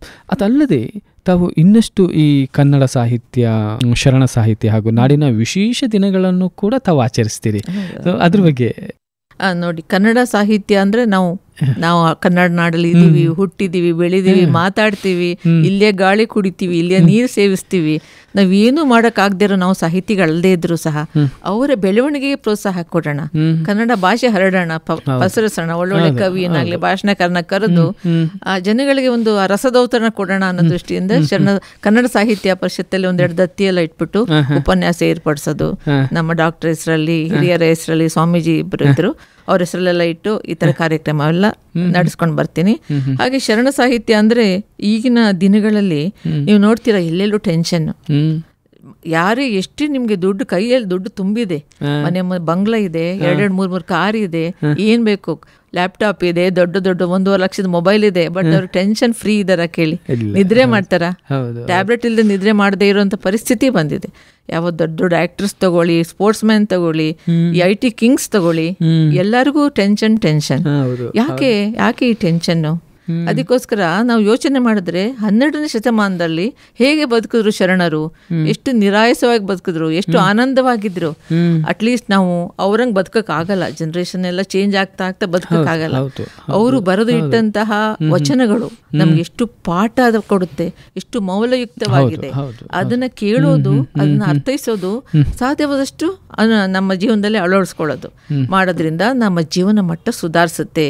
ಅವರು ಕಾಯಕವೇ ಕೈಲಾಸ ಅಂತ ಹೇಳಿದ್ರಲ್ವಾ, ಕಾಯವನ್ನ ದಂಡಿಸಿ ಮಾಡಿದ್ರೆ ಮಾತ್ರ ಅದು ಕಾಯಕ ಆಗುತ್ತೆ. ಮತ್ತೆ ಹಂಗೆ ಮಾಡಿ ಗಳಿಸಿದ ದುಡ್ಡಿನಲ್ಲಿ ಸ್ವಲ್ಪ ದಾಸೋಹ ಮಾಡಿ ಅಂತಾನೆ ಹೇಳ್ಕೊಟ್ರು. ಅಂತ ವಿಚಾರಗಳೆಲ್ಲ ನಾವು ತಿಳ್ಕೊಂಡು ಕಲ್ತ್ಕೊಂಡು ಸಮಾಜದಲ್ಲಿ ಹಾಗೆ ನಡ್ಕೊಂಡ್ರೆ ನಮ್ಮ ಸಮಾಜ ಎಷ್ಟು ಸುಂದರವಾಗುತ್ತೆ ಅಲ್ವಾ? ಸ್ವಲ್ಪನಾರು ಪರಿವರ್ತನೆ ಆಗುತ್ತಲ್ಲ. ಹಾಗಾಗಿ ಶರಣ ಸಾಹಿತ್ಯದ ಮೇಲೆ ಹೆಚ್ಚು ಗಮನ ಕೊಟ್ಕೊಂಡು ಆದಷ್ಟು ಶರಣರ ವಚನಗಳನ್ನ ಪ್ರಚಾರ ಮಾಡೋದು. ಅದರಲ್ಲೂ ನಮ್ಮ ಶಾಲೆಯಲ್ಲಿ ಸಣ್ಣ ಸಣ್ಣ ಮಕ್ಕಳಿಗೆ ನಾವು ವಚನ ಗಾಯನ ಸ್ಪರ್ಧೆ ಇಡೋದು, ಶರಣರ ವೇಷಭೂಷಣ ತೊಟ್ಕೊಂಡು ಅವ್ರು ಹೇಳ್ಬೇಕು. ಅಂದ್ರೆ ಆ ಮಕ್ಕಳಲ್ಲಿ ಎಷ್ಟು ಭಾವನೆ ಇರುತ್ತೆ ಅಂದ್ರೆ ನೀವು ಅಬ್ಸರ್ವ್ ಮಾಡ್ಬೇಕು. ಆವಾಗ ನಾನೇ ಅಲ್ಲಮ್ಮ ಪ್ರಭು ಅನ್ಕೊಂಡ್ಬಿಡ್ತಾರೆ, ನಾನೇ ಬಸವಣ್ಣ ಅನ್ಕೊಂಡ್ಬಿಡ್ತಾರೆ. ಅವ್ರು ಮಾತಾಡುವಾಗ ಅವ್ರ ಭಾವನೆನೇ ಚೇಂಜ್ ಆಗುತ್ತೆ. ಅಂತ ಭಾವನೆಗಳನ್ನ, ಮೌಲ್ಯಯುತ ಮಾತುಗಳನ್ನ ಸಣ್ಣ ವಯಸ್ಸಿಂದ ಬೆಳೆಸಿದ್ರೆ ಗಿಡವಾಗಿ ಬಗ್ಗದ ಮರವಾಗಿ ಬಗ್ಗಿತ್ತೆ ಅಂತ ಹೇಳಿ ಆ ವಯಸ್ಸಲ್ಲೇ ಮಾಡ್ಬೇಕು ಅಂತ ಇಂಥದ್ದು ನಮ್ಮ ಸುತ್ತೂರು ಶಾಲೆಯಲ್ಲಿ, ನಮ್ಮ ಸರಗೂರಿನ JC ಶಾಲೆಯಲ್ಲಿ ಇದನ್ನ ಮಾಡ್ಕೊಂಡು ಹೋಗ್ತಾ ಇದ್ದೀವಿ. ಈ ಒತ್ತಡದ ಬದುಕಿನಲ್ಲಿ ಅಥವಾ ಈ ಸಂಘರ್ಷದ ಬದುಕಿನಲ್ಲಿ ವಿಚಲಿತರಾಗಿ ಯಾವುದೋ ಅನ್ಯ ಮಾರ್ಗವನ್ನು ಹಿಡಿದು ಹೋಗ್ತಾ ಇರುವಂಥವ್ರಿಗೆ ಇಂತಹ ಸಣ್ಣ ಸಣ್ಣ ಕಾರ್ಯಕ್ರಮಗಳು ಅವರ ಬದುಕನ್ನು ಬದಲಾಯಿಸುತ್ತೆ, ದಿಕ್ಕನ್ನು ಬದಲಾಯಿಸುತ್ತೆ, ಮತ್ತು ಸ್ವಯಂ ಅವಲೋಕನ ಮಾಡಿಕೊಳ್ಳುವಂಥ ಅವಕಾಶವನ್ನು ಕಲ್ಪಿಸುತ್ತೆ. ಆ ನಿಟ್ಟಿನಲ್ಲಿ ಒಂದು ಶಾಂತ ಸಮಾಜವನ್ನು ನಾವು ನೋಡಲಿಕ್ಕೆ ಸಾಧ್ಯ ಆಗುತ್ತೆ ಅಂತ ಖಂಡಿತ. ಅವರು ಅದರಲ್ಲಿ ಅರ್ಥ ಹುಡುಕಬೇಕು. ನಾವು ಹೇಳಿದ್ವಿ, ಅಯ್ಯೋ ಅದೇನು ಬೋರಿಂಗ್, ಯಾರೋ ಕೂತ್ಕೊಳ್ತಾರೆ ಆ ಪ್ರೋಗ್ರಾಮ್ಗೆ ಅನ್ನೋಕ್ಕಿಂತ ನೋಡೋಣ ಏನಿದೆ ಇಲ್ಲಿ, ಕುತೂಹಲ ಬೆಳೆಸ್ಕೊಂಡು ಬಂದು ಕೂತ್ಕೊಂಡ್ರೆ ಅದೇ ಆಸಕ್ತಿ ಬರುತ್ತೆ. ಹೌದು, ಇವ್ರು ಹೀಗ್ ಮಾಡಿದ್ರ, ಹಾಗ್ ಮಾಡಿದ್ರ, ಹೀಗೆ ಹೇಳಿದ್ರ, ಅವ್ರು ಎಷ್ಟು ಅನುಭವಿಸಿದ್ರು ಜೀವನದಲ್ಲಿ, ಅದಕ್ಕೆ ಉತ್ತರನ ಕೊಡ್ತಾರೆ. ಏನ್ ತೊಂದರೆ ಆಗಿದೆ, ಆ ತೊಂದರೆನ ಹೇಗೆ ಫೇಸ್ ಮಾಡಬೇಕು ಅನ್ನೋ ಉತ್ತರಗಳು ಸಹ ವಚನದಲ್ಲಿ. ಸಕಾರಾತ್ಮಕ ಆಲೋಚನೆಗೆ ಒಂದು ನೀರೆರಿಯುತ್ತೆ ಅಂತ. ಖಂಡಿತವಾಗಿ ಅದೇ ಆ ತರ ನಾವು ಪ್ರಯತ್ನ ಪಡೋದು. ನಮ್ಮ ಈ ಸೊಸೈಟಿನ ಎಷ್ಟು ತಿದ್ದಬಹುದು, ಯಾಕೆ ಅನ್ಯ ಮಾರ್ಗದಲ್ಲಿ ಹೋಗ್ತಿದೆ, ಸ್ವಲ್ಪ ಪ್ರಯತ್ನ ಪಡೋಣ ಅಂತ ಪ್ರಯತ್ನ ಪಡ್ತಾ ಇದೀವಿ. ಮಧ್ಯ ತಮ್ಮಂತವರ ಈ ಒಂದು ಇನಿಷಿಯೇಷನ್ ಏನಿದೆಯಲ್ಲ ಮೇಡಮ್, ಇದು ಸಮಾಜಕ್ಕೆ ಬೇಕೇ ಬೇಕು. ಹಾಗೆ ಬಹುಶಃ ದೇವರು ಮಧ್ಯೆ ಅಲ್ಲಲ್ಲಿ ಸೃಷ್ಟಿ ಮಾಡ್ತಾನೆ ಅಂತ ಅನ್ಸುತ್ತೆ ಸಮಾಜವನ್ನ ತಿದ್ದಲಿಕ್ಕೆ. ಯಾಕಂದ್ರೆ ಅವರೆಲ್ಲ ಇಲ್ಲಿ ನೇರವಾಗಿ ಬರೋಕ್ಕಾಗಲ್ಲ, ತಮ್ಮಂತವರ ರೂಪದಲ್ಲಿ ಬಹುಶಃ ಇದೊಂದು ಅವಕಾಶವನ್ನು ಕಲ್ಪಿಸ್ತಾನೆ ಅಂತ ನಾನು ಭಾವಿಸ್ಕೊಳ್ತೀನಿ ಮೇಡಮ್. ಇಷ್ಟೆಲ್ಲವೂ ಒಂದು ಸಾಮಾಜಿಕ ಚಟುವಟಿಕೆಯಲ್ಲಿ ಸೇರ್ಕೊಂಡಿದ್ದೀರಿ. ನೀವು ಹೇಳಿದ್ರಿ, ಒಂದು ಈ ಕನ್ನಡ ಸಾಹಿತ್ಯ ಅಥವಾ ಶರಣ ಸಾಹಿತ್ಯಕ್ಕೆ ಉತ್ತೇಜನ ನೀಡೋದ್ರ ಜೊತೆ ಇನ್ನಷ್ಟು ಸಾಮಾಜಿಕ ವಿಶೇಷ ದಿನಗಳು, ತಾವು ಹೇಳಿದಾಗೆ ಪರಿಸರ ದಿನಾಚರಣೆ, ಅವರು ಹಾಕೊಟ್ಟಂತಹ ಡಾಕ್ಟರ್ ಮೃತ್ಯುಂಜಯಪ್ಪ ಅವರು ಹಾಕೊಟ್ಟಂತಹ ಒಂದು ಅದು ಮಾದರಿ, ಅದನ್ನು ನೀವು ಅನುಸರಿಸ್ತಾ ಬರ್ತಾ ಇದ್ದೀರಿ. ಜೊತೆಗೆ ತಮ್ಮ ಹವ್ಯಾಸಗಳಲ್ಲಿ ಒಂದು ಬಹುಮುಖ್ಯವಾಗಿ ಈ ಸಂತೃಪ್ತಿ ಮನೆಯ ಕೈತೋಟಕ್ಕೆ ಪ್ಲಾಂಟ್ ಜಿನೋಮ್ ಸೇವಿಯರ್ ರಿವಾರ್ಡ್ ಕೂಡ ಸಿಕ್ಕಿದೆ. ಸೊ ಈ ಹವ್ಯಾಸ ಕುರಿತು ಅಥವಾ ಈ ಅವಾರ್ಡ್ ಕುರಿತು ತಮಗೆ ಹಂಚ್ಕೊಳ್ಳೋದಾದ್ರೆ? ನಾನು ಮೂಲತಃ ಬಾಟ್ನಿ ಓದಿದ್ದೀನಿ, CBZ ನಂದು, chemistry, botany and home science. So doctor ಮೊದಲು BSc ಮಾಡಿ ಬಾಟ್ನಿಯಲ್ಲಿ BSc ಮಾಡಿಬಿಟ್ಟು ಆಮೇಲೆ ಮೆಡಿಕಲ್ ಓದಿದ್ದೆ, MBBS ಓದಿದ್ದು. ಸೊ ಇಬ್ಬರಿಗೂ ಬೇಸಿಕಲಿ ಪ್ಲಾಂಟ್ಸ್ ಬಗ್ಗೆ ತುಂಬಾ ಆಸಕ್ತಿ ಇದೆ. ಸೊ ಮೊದ್ಲಿಂದನೂ ನಾವು ನಮ್ಮ ಸರ್ಗೂರ್ನಲ್ಲೂ ಇದ್ದವಾಗ್ಲೂ ಒಂದು ಸಣ್ಣ ಒಂದು ತೋಟ ಮಾಡ್ಕೊಂಡು ಇಷ್ಟದೆಲ್ಲ ಗಿಡಗಳನ್ನೆಲ್ಲ ಕಲೆಕ್ಟ್ ಮಾಡಿ ಹಾಕೋದು, ಒಂದು ಗ್ರಾಫ್ಟಿಂಗ್ ಮಾಡೋ ಹವ್ಯಾಸ ಅದೆಲ್ಲ ಇತ್ತು. ಅವರು ತುಂಬಾ ಚೆನ್ನಾಗಿ ಗ್ರೀನ್ ಫಿಂಗರ್ ಅಂತಾರೆ, ಏನೇ ಗಿಡ ನೆಟ್ಟರು ಅವ್ರ ಕೈಯಲ್ಲಿ ಬರುತ್ತೆ. ಮತ್ತೆ ಗ್ರಾಫ್ಟ್ ಮಾಡೋರು ಅಷ್ಟೇ ತುಂಬಾ ಸಕ್ಸಸ್ ಆಗುತ್ತೆ. ಅದು ಆಸಕ್ತಿ ಅವ್ರಿಗಿತ್ತು, ಅದನ್ನ ನೋಡಿ ನನ್ಗೂ ಆಸಕ್ತಿ ಬಂತು. ಮತ್ತೆ ಅವ್ರು ಎಲ್ಲೇ ಮಾಡಿದ್ರು ನಾನು ಸಪೋರ್ಟ್ ಮಾಡ್ಕೊಂಡು ಅವ್ರು ಮಾಡೋ ಹೆಲ್ಪ್ ಮಾಡೋದು. ಮತ್ತೆ ಒಂದು ಗಿಡದಲ್ಲಿ ಒಂದು ಸಣ್ಣ ಎಲೆ ಚಿಗುರಿದ್ರು ನಮ್ಗೇನೋ ಖುಷಿ. ಅವ್ರು ಫಸ್ಟ್ ನೋಡ್ತಾರ, ನಾ ಫಸ್ಟ್ ನೋಡ್ತೀನ, ಕರಿಯೋದು ಓಡ್ಬಾಲ್ ನೋಡಿ ಎಷ್ಟು ಚೆನ್ನಾಗಿ ಚಿಗುತ್ತಿದೆ, ಮೊಗ್ಬಿಟ್ಟಿದೆ ಅಂತ. ಅಷ್ಟು ಖುಷಿ ಆನಂದವಾಗಿ ನಾವು ಗಿಡಗಳನ್ನ ಬೆಳೆಸಿದ್ದೀವಿ, ಮಕ್ಕಳು ಬೆಳೆಸ್ದಂಗೆ. ಆ ರೀತಿ ಆದಾಗ ಮೈಸೂರು ಮನೆ ಸುತ್ತನೂ ನಾವು ಮೊದಲೇ ಮನೆ ಕಟ್ಟಕ್ಕೂ ಮೊದಲೇ ಪ್ಲಾನ್ ಮಾಡಿದ್ದು ಯಾವ ಗಿಡನ ಎಲ್ಲಿ ನೆಡಬೇಕು ಅಂತ. ಸುಮಾರು ಒಂದು ವಿದೇಶಿ ಹಣ್ಣುಗಳ ಗಿಡಗಳೆಲ್ಲ ಇದೆ. ಅದಕ್ಕೆ ಯಾವ ತರ ಬಿಸಿಲು ಜಾಸ್ತಿ ಬೇಕಾ, ನೆರಳಲ್ಲಿ ಬೆಳಿಬೇಕಾ, ಅದನ್ನೆಲ್ಲ ಸ್ಟಡಿ ಮಾಡಿ ಮನೆ ಸುತ್ತ ಅದಕ್ಕೆ ಬ್ಲೂ ಪ್ರಿಂಟ್ ಹಾಕಿ ಆಮೇಲೆ ಮಧ್ಯ ಮನೆ ಕಟ್ಕೊಂಡಿದ್ದೀವಿ. ನಿಜ ಹೇಳ್ಬೇಕಂದ್ರೆ ಅದು ಪ್ರಶಸ್ತಿ ಬರ್ಲಿ ಅಂತ ಮಾಡಿದ್ದಲ್ಲ, ನಮ್ಮ ಖುಷಿಗೆ ಮಾಡಿದ್ವಿ. ಮತ್ತೆ ಯಾವುದೇ ಹಣ್ಣು ಬಿಟ್ರು ಪಕ್ಷಿಗಳು ಬಂದು ತಿನ್ಬೇಕು, ಅದನ್ನ ನಾವು ನೋಡ್ಬೇಕು. ಅದು ತಿಂದು ಬಿಟ್ಟು ಸಾಕಾದ್ಮೇಲೆ ನಾವು ಅದನ್ನ ತಿನ್ಬೇಕು. ನೋಡಿ, ಒಬ್ಬ ಪರಿಸರವನ್ನ ಪ್ರೀತಿಸೋ ವ್ಯಕ್ತಿ ಅವ್ರ ಮನಸ್ಸು ಎಷ್ಟು ಶುದ್ಧವಾಗಿರುತ್ತೆ, ಸಂತೋಷವಾಗಿರುತ್ತೆ ಅಂತ ಕಲ್ಪನೆ ಮಾಡ್ಕೊಳ್ಬೋದು. ಯಾವ ವ್ಯಕ್ತಿ ಪರಿಸರವನ್ನ ಇಷ್ಟಪಡ್ತಾನೋ ಅವನ ಮನಸ್ಸು ಕೂಡ ಅಷ್ಟು ಸಂತೋಷವಾಗಿರುತ್ತೆ, ಚೆನ್ನಾಗಿರುತ್ತೆ ಅಂತ. ಎಲ್ಲಕ್ಕೂ ಸ್ಪಂದಿಸ್ತಾರೆ ಮನಸ್ಸು. ಪಕ್ಷಿಗೆ, ಗಿಡಕ್ಕೆ, ಮರಕ್ಕೆ ಎಲ್ಲಕ್ಕೂ ಸ್ಪಂದಿಸ್ಬೇಕು ಅಂದ್ರೆ ನಮ್ಮ ಮನಸ್ಸು ಹಾಗೆ ಇರ್ಬೇಕಲ್ಲ. ಅದ್ಭುತ ಅನ್ಸುತ್ತೆ. ಬಹುಶಃ ಅದೇ ಕಾರಣಕ್ಕೆ ತಮ್ಮನ್ನ ಸಾಕಷ್ಟು ಸಂಘ ಸಂಸ್ಥೆಗಳು ಗುರುತಿಸಿ ತಮಗೆ ಪ್ರಶಸ್ತಿ ಪುರಸ್ಕಾರಗಳನ್ನು ಸಹ ನೀಡಿದ್ದಾರೆ. ಅದರಲ್ಲಿ ಬಹುಮುಖ್ಯವಾಗಿ ನಾನು ನೋಡೋದಾದರೆ ಆದರ್ಶ ಗೃಹಿಣಿ ಹಾಗೂ ಸಮಾಜ ಸೇವಕಿ ಪ್ರಶಸ್ತಿ, ಕರುನಾಡ ಸೇವಾ ಚೇತನ ಪ್ರಶಸ್ತಿ, ವೈಶಾಲ ಸಾಂಸ್ಕೃತಿಕ ಮಾಣಿಕ್ಯ ಪ್ರಶಸ್ತಿ, ವಚನ ಸೇವಾರತ್ನ ಪ್ರಶಸ್ತಿ ಹಾಗೂ ಗುರುವೇ ನಮಃ ಪ್ರಶಸ್ತಿ, ಹೀಗೆ ಹಲವು ಪ್ರಶಸ್ತಿಗಳನ್ನು ನೀಡಿ ತಮ್ಮನ್ನು ಗೌರವಿಸಿದೆ. ಇವತ್ತಿನ ಕಾರ್ಯಕ್ರಮದಲ್ಲಿ ನಮ್ಮ ಕೇಳುಗರಿಗೆ ಒಂದು ಟೇಕ್ ಹೋಮ್ ಮೆಸೇಜ್ ಅಥವಾ ಒಂದು ಸಂದೇಶ ಕೊಡೋದಾದರೆ ಏನು ಕೊಡ್ತೀರಿ? ನಾನು ಮಹಿಳೆಯರಿಗೆ ಒಂದು 4 ಮಾತು ಹೇಳಕ್ಕೆ ಇಷ್ಟಪಡ್ತೇನೆ. ನಮಗೆ ಜೀವನದಲ್ಲಿ ಹಣನೇ ಮುಖ್ಯ ಅಲ್ಲ, ನೆಮ್ಮದಿ ಮುಖ್ಯ. ಸೊ ನನಗೆ ಜೀವನ ಭಗವಂತ ಏನು ಕೊಟ್ಟ ಅದನ್ನ ಸಂತೋಷವಾಗಿ ಸ್ವೀಕರಿಸೋಣ. ನಾವು ಯಾವತ್ತೂ ಬೇರೆಯವ್ರಿಗೆ ನಮ್ಮ ಜೀವನನ ಕಂಪೇರ್ ಮಾಡ್ಕೊಂಡು ಕೊರಗೋದಾಗ್ಲಿ, ಅವ್ರ ಹತ್ರ ಅದಿದೆ ನನ್ನ ಹತ್ರ ಇದಿಲ್ಲ ಆ ಥರ ಕಂಪೇರ್ ಮಾಡ್ಕೊಡ್ಬಾರ್ದು. ನಮಗೇನು ಕೊಟ್ಟಿದ್ದಾನೆ ಅದನ್ನ ಸಂತೋಷವಾಗಿ ಸ್ವೀಕರಿಸ್ಕೊಂತ ಮನೋಭಾವ ಬೆಳೆಸ್ಕೋಬೇಕು. ಪ್ರತಿ ಮಹಿಳೆಗೆ ಒಂದು 3 ಗುಣ ಇರಬೇಕು. ಒಂದು ತಾಳ್ಮೆ, ಒಂದು ಧೈರ್ಯ, ಮತ್ತೆ ನಂಬಿಕೆ. ಆ 3 ನಾನು ಹೇಳ್ತೀನಿ, ಇದೊಂದು ತ್ರಿಶೂಲ. ನಾನು ಎಲ್ಲೋದ್ರು ಹೆಣ್ಮಕ್ಳಿಗೆ ಹೇಳ್ತೀನಿ, ಈ ತ್ರಿಶೂಲನ ನೀವು ಇಟ್ಕೊಂಡ್ರೆ ನೀವೇ ಆದಿಶಕ್ತಿ ಅಂತ ಅಲ್ವಾ. ಯಾಕಂದ್ರೆ ಜಗತ್ತನ್ನ ಗೆಲ್ಬೇಕಂದ್ರೆ ನಮ್ಗೆ ತಾಳ್ಮೆ ಇರ್ಬೇಕು. ಜೀವನದಲ್ಲಿ ಎಷ್ಟೊಂದ್ ಸರಿ ಅನ್ಕೋತೀವಿ ಸೋಲ್ತೀವಿ, ಸೋತೋದ್ವಿ ಅಂತ. ಸೋತು ಗೆಲ್ಬೇಕು. ಅದರಿಂದ ಆ ಧೈರ್ಯ ಇರಬೇಕು. ಸೋತ್ರನ್ನ ಗೆಲ್ತೀನಿ ಅನ್ನೋ ಧೈರ್ಯ ಇರಬೇಕು. ಮತ್ತೆ ಭಗವಂತನಲ್ಲಿ ನಂಬಿಕೆ ಇರಬೇಕು. ನಂಬಿಕೆ ಅನ್ನೋದು ಎಷ್ಟು ನಮ್ಗೆ ಪಾಸಿಟಿವ್ ಥಿಂಕಿಂಗ್ ಕೊಡುತ್ತೆ ಅಂತಂದ್ರೆ, ಯಾವಾಗ್ಲೂ ಅಷ್ಟೇ ನೆಗೆಟಿವ್ ಆಗಿ ಏನು ಯೋಚನೆ ಮಾಡಬೇಡಿ, ಯಾವಾಗ್ಲೂ ಪಾಸಿಟಿವ್ ಆಗಿರಿ ಅಂತ ಹೇಳ್ತೀನಿ. ಮತ್ತೆ ಅವಶ್ಯಕತೆ ಇದ್ರೆ ಮಾತ್ರ ನೀವು ಗೃಹಿಣಿಯಾಗಿ ಇದ್ಕೊಂಡು, ಅವಶ್ಯಕತೆ ಫ್ಯಾಮಿಲಿಗೆ ಇದೆ ಅಂದ್ರೆ ಮಾತ್ರ ಕೆಲ್ಸಕ್ಕೆ ಹೋಗಿ. ಇಲ್ಲದ್ರೆ ದಯವಿಟ್ಟು ಮನೆಯಲ್ಲೇ ಇದ್ದು ಉತ್ತಮವಾದ ಜೀವನನ ನಡೆಸಿ. ನೀವು ಮನೆ ಚೆನ್ನಾಗಿ ನೋಡ್ಕೊಳ್ತೀರಿ ಅಂದ್ರೆ ನಿಮ್ಮ ಮನೆ ಯಜಮಾನರುಗಳಿಗೆ ಎಷ್ಟು ನೆಮ್ಮದಿ ಇರುತ್ತೆ. ಆಚೆ ಅವ್ರು ಅಷ್ಟೇ ಖುಷಿಯಾಗಿ ಕೆಲಸ ಮಾಡ್ತಾರೆ. ಮನೆ ಯೋಚನೆ ಇಲ್ಲ ಅಂದಾಗ ಅರ್ಧ ಅವ್ರಿಗೆ ಕಷ್ಟ ಹೊಟ್ಟೋಗಿರುತ್ತೆ. ಅವ್ರು ಏನ್ ಕೆಲಸ ಮಾಡ್ತಾ ಇದಾರೆ ಅದ್ರಲ್ಲಿ ತೊಡಗಿಸ್ಕೊಳ್ತಾರೆ, ಒಳ್ಳೆ ಹೆಸರು ಗಳಿಸ್ತಾರೆ, ಒಳ್ಳೆ ಇಂಕ್ರಿಮೆಂಟ್ ಸಿಗುತ್ತೆ ಅಲ್ವಾ. ಅದಕ್ಕೆ ನಾವು ಸಪೋರ್ಟ್ ಆಗಿರ್ಬೇಕು ಅಂದ್ರೆ ನಾವು ಮನೆ ಕಡೆ ಅವರಿಗೆ ಸಪೋರ್ಟ್ ಆಗಿ ನಾವು ನೋಡ್ಕೋತೀವಿ ಅನ್ನೋ ನಂಬಿಕೆ ಅವರಿಗೆ ಬರಬೇಕು. ಆಮೇಲೆ ನಿಮ್ಗೆ ಸ್ವಾತಂತ್ರ್ಯ ಕೊಟ್ಟಿದ್ರೆ ಅದನ್ನ ದಯವಿಟ್ಟು ದುರುಪಯೋಗ ಪಡಿಸ್ಕೋಬೇಡಿ. ಅದು ಬಹಳ ನಾನು ಮುಖ್ಯವಾಗಿ ಹೇಳ್ತೀನಿ. ಸ್ವಾತಂತ್ರ್ಯ ಸಿಕ್ತು ಅಂತ ದುರುಪಯೋಗ ಪಡಿಸ್ಕೊಳ್ಬಾರದು. ಒಂದು ಲಿಮಿಟ್ ಇರಬೇಕು, ಎಲ್ಲದಕ್ಕೂ ಒಂದು ಬೌಂಡ್ರಿ ಇರಬೇಕು. ಮತ್ತೆ ಆ ಧಾರಾವಾಹಿಗಳನ್ನ ನೋಡ್ಬೇಡಿ ಅಂತ ಹೇಳ್ತೀನಿ. ಟಿವಿನೇ ನೋಡ್ಬೇಡಿ ಅಂತ ಹೇಳಲ್ಲ, ಅದರಲ್ಲಿ ಸ್ಪೋರ್ಟ್ಸ್ ನೋಡಿ, ನ್ಯೂಸ್ ನೋಡಿ, ಏನಾಗ್ತಿದೆ ಪ್ರಪಂಚ ಆಗೋಗು ನಾವು ತಿಳ್ಕೊಬೇಕಲ್ವಾ, ನೋಡಿ. ಆದ್ರೆ ಧಾರಾವಾಹಿಗಳು ಮಾತ್ರ ನೋಡ್ಬೇಡಿ. ಅವರು TPR ಮಾಡುವಂತಹ ಆ ಕಥೆಗಳು, ಹೆಣ್ಮಕ್ಳನ್ನೆಲ್ಲ ದುಷ್ಟರಂತೆ ತೋರಿಸುವಂಥದ್ದು, ನಮ್ಗೆ ಏನಾದ್ರೂ ಒಂದು ನೋಡಿ ತುಂಬಾ ನೋಡ್ತಾ ಇದ್ರೆ ನೆಗೆಟಿವ್ ಬೇಗ ಕ್ಯಾಚ್ ಆಗ್ಬಿಡುತ್ತೆ ನಮ್ಗೆ. ಮತ್ತೆ ನಾವೇ ತಪ್ಪು ಮಾಡುವಂತಹ ಚಾನ್ಸಸ್ ಇರುತ್ತೆ. ಅದಕ್ಕೆ ಅದನ್ನ ಅವಾಯ್ಡ್ ಮಾಡ್ಬೇಕು. ಅದು ಆಕ್ಟಿಂಗ್ ಅಂತ ದಯವಿಟ್ಟು ತಿಳ್ಕೊಳ್ಳಿ. ಕೆಲವ್ರ ಮನೇಲಿ ನೋಡಿದೀನಿ, ನಾಳೆ ಏನಾಗುತ್ತೆ ಅಂತ ಇವ್ರು ಚರ್ಚೆ ಮಾಡ್ತಾ ಇರ್ತಾರೆ. ನಾಳೆ ಹಿಂಗಾಗ್ಬಹುದು, ಹಂಗಾಗ್ಬಹುದು, ಇವಳು ಅವ್ನು ಕೊಲೆ ಮಾಡ್ಬಿಡ್ಬೋದು. ಆ ನೆಗೆಟಿವ್ ಪಾಯಿಂಟ್ಸ್ ಬೇಡ ಅಂದ್ರೆ ದಯವಿಟ್ಟು ಧಾರಾವಾಹಿ ನೋಡ್ಬೇಡಿ. ಆಮೇಲೆ ನಿಮ್ಮ ಆರೋಗ್ಯ, ನಿಮ್ಮ ಕುಟುಂಬದ ಆರೋಗ್ಯ ಬಗ್ಗೆ ಬಹಳ ಕಾಳಜಿ ಇಡಿ. ಆಹಾರ ಮನೆಯಲ್ಲಿ ಆದಷ್ಟು ಒಳ್ಳೆ ಆಹಾರನ ಮನೇಲಿ ಮಾಡ್ಕೊಂಡು ತಿನ್ನಿ. ಮತ್ತೆ ನೀವು ಏನೇ ಕೆಲಸ ಮಾಡಿದ್ರು ಸಮಾಜಕ್ಕೆ 1-2 ಗಂಟೆ ಟೈಮ್ ಇಡಿ. ಅದನ್ನ ಬೇರೆಯವ್ರಿಗೂ ಯೋಚನೆ ಮಾಡಿ, ಅವ್ರ ಕಷ್ಟಕ್ಕೂ ನಾನು ಭಾಗಿಯಾಗೋಣ, ಅವ್ರಿಗೆ ಸಮಸ್ಯೆ ಬಗೆಹರಿಸೋಣ. ಒಂದ್ ಕಡೆ ಒಟ್ಟಿಗೆ 10 ಮಹಿಳೆ ಸೇರಿದ್ರೆ ಶಕ್ತಿ ಆಗುತ್ತೆ. ಅದ್ರ ಮುಖಾಂತರ ಬೇಕಾದಷ್ಟು ಕಾರ್ಯಕ್ರಮ ಮಾಡಬಹುದು. ನಾವು ಅವ್ರ ಬಗ್ಗೆನೂ ಚಿಂತನೆ ಮಾಡೋಣ ಅಂತ ಹೇಳ್ತೀನಿ. ದುಂಡು ವೆಚ್ಚ ಮಾಡದೆ ಸ್ವಲ್ಪ ಉಳಿತಾಯನೂ ಮಾಡ್ಕೊಂಡ್ ಬನ್ನಿ. ಕೈಗೆ ದುಡ್ಡು ಸಿಕ್ತು ಅಂತ ದುಂಡು ವೆಚ್ಚ ಮಾಡಬೇಡಿ. ನೋಡಿ, ಸುಧಾಮೂರ್ತಿ ಅವ್ರು ಹೇಳ್ತಾರಲ್ವಾ, 10,000 ಮುಚ್ಚಿಟ್ಟಿದ್ರಿಂದ ಒಂದು ಇನ್ಫೋಸಿಸ್ ಕಂಪನಿನೇ ಆಯ್ತು ಅಂತ. ಅದನ್ನ ನಾವು ಆಲೋಚನೆ ಮಾಡಬೇಕು. ಸಣ್ಣ ನಮ್ಮ ಅಡ್ಗೆ ಮನೆನೇ ಬ್ಯಾಂಕು, ಯಾವ್ದೋ ಡಬ್ಬದಲ್ಲಿ ಇಡ್ತಾರಂತೆ, ನಾನು ಇಟ್ಟಿಲ್ಲ. ಆಗ ಇಟ್ಕೊಂಡು ಬಂದ್ರೆ ಒಂದು ಸೇವಿಂಗ್ ಸಮಯದಲ್ಲಿ ಉಪಯೋಗಕ್ಕೆ ಬರುತ್ತಲ್ವಾ, ಆತರ ಮಾಡಿ ಅಂತೀನಿ. ಮತ್ತೆ ಕೊನೆಯದಾಗಿ ಅದನ್ನು ಹೇಳ್ತೀನಿ ನಾನು, ಶುಭ ಸಮಾಚಾರದಲ್ಲಿ 2 ಗಿಡ ನೆಡಿ, ಪೋಷಿಸಿ, ಅದಕ್ಕೆ ನೀರ್ ಹಾಕ್ಬೇಕು. 2 ವರ್ಷ ನೆಟ್ಬಿಟ್ಬಿಟ್ರೆ ಆಗ್ಲಿಲ್ಲ, 2 years ಆದ್ಮೇಲೆ ಅದಾಗದೇ ಬೆಳೆಯುತ್ತೆ. ಆ ಬುದ್ಧಿನ ಮಕ್ಕಳಿಗೂ ಹೇಳ್ಕೊಡಿ, ಹೇಗೆ ಕೊಳಕಾಗಿ ಇಡಬಾರದು, ಆದಷ್ಟು ಪ್ಲಾಸ್ಟಿಕ್ ಯೂಸ್ ಮಾಡೋದನ್ನ ದೂರ ಮಾಡ್ಕೊಳ್ಳಿ. ಮತ್ತೆ ನಿಮ್ಮ ಮಕ್ಕಳಿಗೆ ನೀವೇನು ಆಸ್ತಿ ಮಾಡಬೇಡಿ. ನಂದು ಅದೊಂದು ರಿಕ್ವೆಸ್ಟ್, ನಾನು ಹೇಳ್ತೀನಿ, ಕೇಳೋದು ಬಿಡೋದು ಅವ್ರಿಷ್ಟ. ಮಕ್ಕಳಿಗೆ ಆಸ್ತಿ ಮಾಡಬೇಡಿ, ಮಕ್ಕಳನ್ನ ದೇಶದ ಆಸ್ತಿಯನ್ನಾಗಿ ಮಾಡಿ.